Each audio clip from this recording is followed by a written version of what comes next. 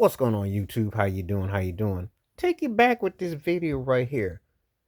Remember when it was smoke-filled clubs and scenes?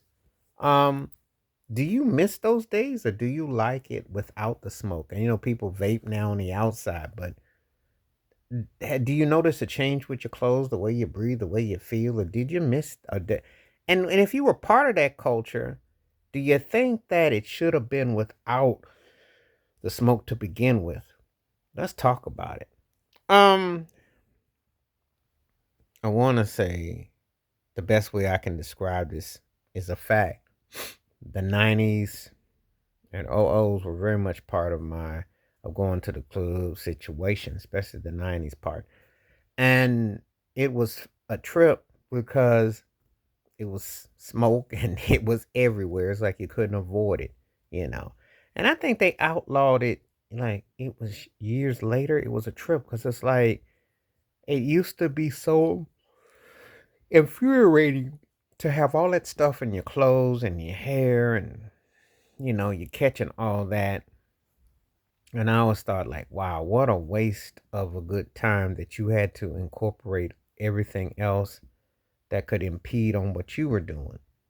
So I often wonder what life would have been like had that not have been, you know, we'll never get that back. But that was, very telling. What would have gone to a sports bar or pub or something to watch a game or something without people smoking and everything, because a lot of that was just commonplace. And then they had the designated areas for where you could and areas where you couldn't. And they didn't take in consideration other people's and their feelings. And then I bring this up because when you have safety concerns and restrictions and so on and so forth, um, the pandemic brought along and everything like that, you have isolated places where some people don't want that. So when you're being subjected to what an agenda, it makes you look at perspectives in a different perspective in a picture. Back in the day, they're going to the club to have a good time on Saturday night, or you're going to a football club on a Sunday to watch a game, you know, but you are subjective to what was so called a way of life. And no one ever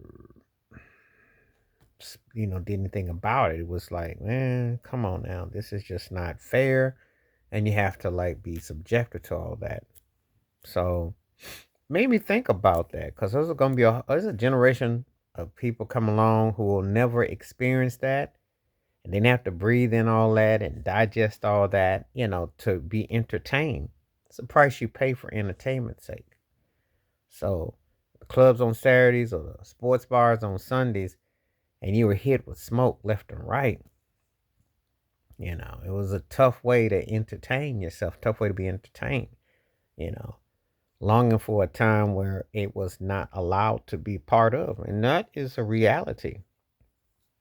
So, you know, do you miss how you come down with it in hindsight? Because I think I've talked about it before, but I was thinking about it, and I remember I went.